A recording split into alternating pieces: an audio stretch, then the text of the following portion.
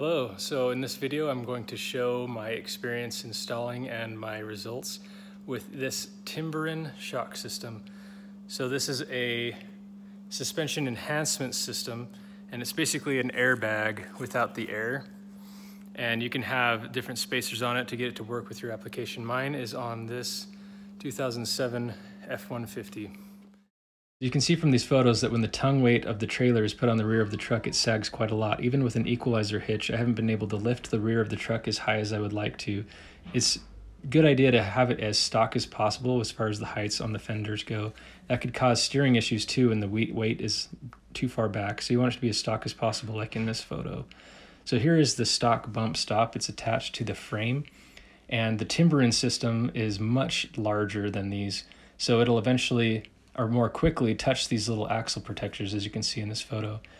So once the weight of the trailer is dropped, it'll touch these and hopefully take off some of the weight of the trailer. And so here's the difference between the Timbren shock or stop and the stock bump stop. So before I replace the factory bump stops with the Timbren shock system, I want to take some measurements of my truck before and after it has weight of the trailer on it. So in the rear, we're sitting about 38 and a half, if I could get that to focus, right in the center. So we're about 38 and a half. Then in the front, this isn't completely level surface, but it's what I've got to work with. We're sitting about 9 and a quarter, or 39 and a quarter, sorry.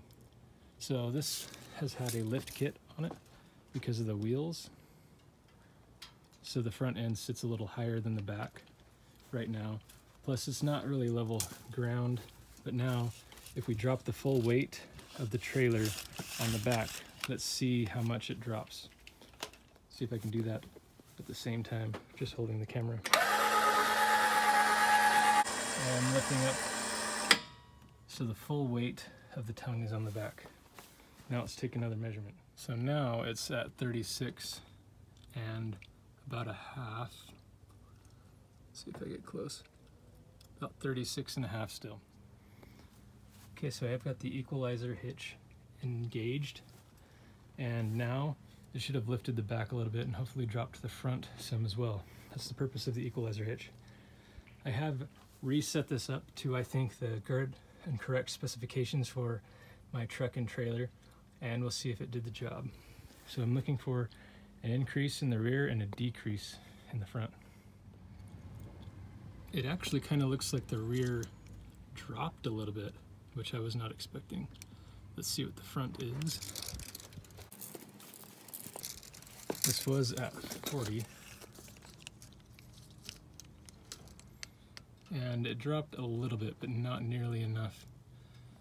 So yeah, we're just not nearly what I'd like it to be. This needs to come back down, probably about a half an inch, I think. And the back needs to go up.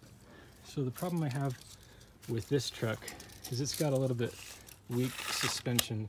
So what I'm going to do is see what happens when I replace the factory bump stops, which if I can get it on video. So that was the factory bump stop. I'm going to replace it with a new aftermarket, which is the Timbren, and the bump stop should make contact with that bottom bar right there. And when it does so, it should cushion some of the drop from the trailer so that it doesn't drop as much when I put the full tongue weight of the trailer on it. I have pulled my truck into the garage with one more measurement just to make sure what we see. So according to the level surface in the center of the wheel, we are at almost 38, so we're at 37 3/4 and 38. Now if we come to the front of the truck, take that same measurement from the center up to the top of the wheel well, make sure that's straight. We're at about 39 3/4. So now we're going to put on the new bump stops, and I'll show you a picture of those. I have them right here in my messy garage. The Timbren suspension enhancement system, and these are the ones that are supposed to fit my Ford F150.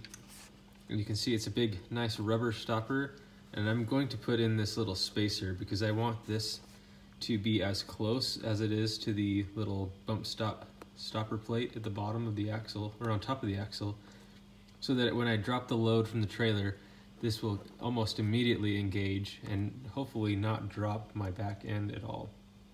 So if I open up this box here, you'll be able to see this is made of a really nice and heavy, durable rubber. Now, I was a little bit skeptical on this brand versus the Sumo springs, but from what I was reading and from what I was watching as well, this is actually better if you want to do, or you're towing a load, than the Sumo springs. The Sumo springs are softer and don't hold as much weight. So I'm going to install this and the little spacer plate and the bracket. On my truck there's a hole where you mount these. So here's the little spacer plate that'll go on top. Made in Canada. So this is the bolt that came with the package for the new bump stops. I'm not sure if they're the same size, but I'm gonna start with this, which it looks like it's about a 5/8. So I'm gonna try to use this to get the old bump stop off, assuming that it might be the same size, but it may not be. Let's find out. All right, so after way too long, I got these factory bump stops out, and it took a long time to figure out which size was correct. So for those of you that are interested, it should be through a 2004 through a 2008 F150. That's when they changed body styles. It should be a 1/2 inch. Let's see if I can get that. Where is it? Ah, right there. Should be 1/2 inch size for the bolt. It took way too long to figure it out. Okay, so I'm underneath the truck with the Timbren. So here's the little bracket that goes on top, and then the spacer, and then the Timbren shock itself. Now this is going to be way too big. Let's see if I can get that focused. It's not gonna fit all the way. I'm not sure why this bracket sticks up so high. I thought originally it was supposed to go inside of a hole, but if you look underneath, they just have a little pin that you screw into. It doesn't actually go up underneath this little hole, which I thought it did. So I'm not going to be able to fit the spacer on there. So this is what I've decided to try to do with my F150, is have the bottom piece and the spacer, but no bracket on top, and just screw that in. Because this is going to sit right up against the frame, and it's a piece of rubber, rather than this piece of metal that doesn't really sit well, or wouldn't sit straight. It would only have a couple contact points in a small area, where this will contact the entire frame. I'm hoping that that's gonna work for me. Well, I was finally able to get it to be installed with that spacer on top. And I noticed that it was much easier to install from the engine side of the truck, not the tailgate side of the truck. So it's much easier to install if you are going up underneath on the engine side of the truck rather than the tailgate side. So I was able to get that in. It was very hard, but I was able to get that. You have to have a certain amount of extensions, and I had to switch between a deep socket 5/8 and a regular socket 5/8 in order to get that to work correctly at different intervals. And I actually even had to add a washer to the bolt, which I'll try to take a picture of. Actually, I can show you right now.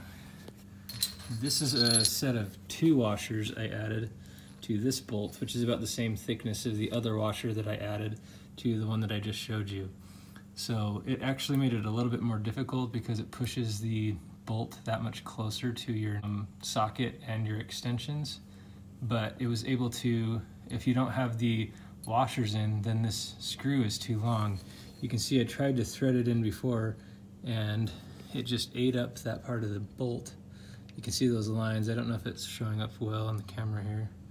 But anyways, it was too long, and it was going past the actual piece inside the truck. And you can see those are the threads from me trying to do that. So that's the way that I was able to get this to work. And I'm excited because, if I can get that on camera again, you can see how much closer it is to the stop than it was before. Quite a lot. And so I think that that will help support the trailer weight. But keeping you updated. Well, I've got both sides in, driver's side and passenger side. And I tell you what, the driver's side, I'm trying to get this on video. Driver's side's a lot harder because you're ratcheting between this little cable and the gas tank. There's just not as much space, but definitely coming from the engine side of the truck is much better. You can have a little bit more space. If I can get that on video. There's a little more space to get up into that circle with your sockets, but I do have the spacer, and I'm sitting a lot closer to the spacer now. So when I drop my trailer, it's gonna really connect almost right away. So I'm really excited for this. Let's give it a try. Okay, hopefully this is my last time measuring. I'm still at about 38 and a half, 38 and a quarter. And then I've got my new Timbren shocks in. They look pretty rad. So we'll see if it helps the trailer from dropping too far. The front of the truck is right around 39 and a half. So we've got 38 and a half and 39 and 1/2. So let's go ahead and drop this trailer and see where we're at.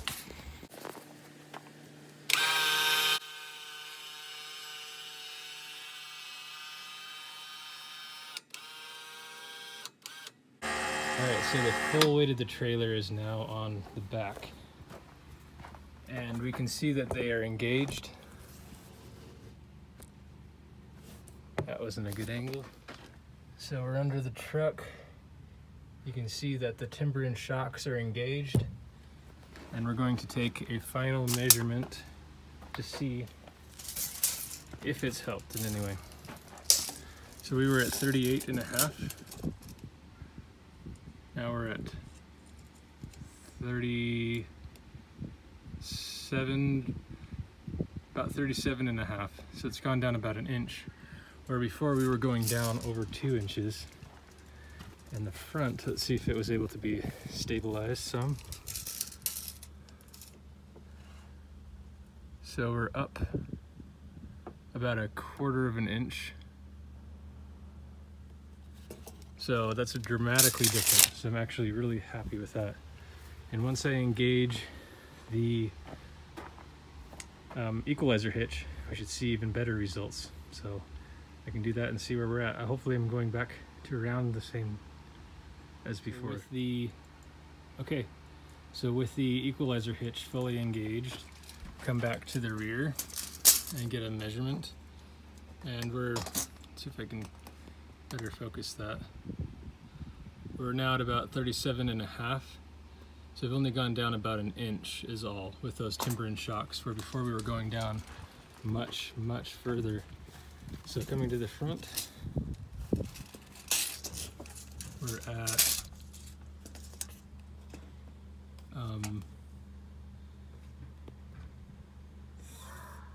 just under 40, so we're close to 39 and 3/4, but it is up a little bit higher, but that's significantly better than we were before. So I think you want to be within about 1/2 inch to 3/4 of an inch, which I think we were definitely in that threshold for keeping the front tires low. So I would say, oh, got snagged on the fence. I would say the Timbren shocks have definitely helped, though it took quite a lot of work to get that in there and tightened up. But I have the Timbren shock with the spacer, and they are fully engaged on that little bracket there. So I think that's going to work splendidly. So let me know what your thoughts are. Sorry if this is a crazy, weird, long video, but I did get it to work and I'm very happy with it.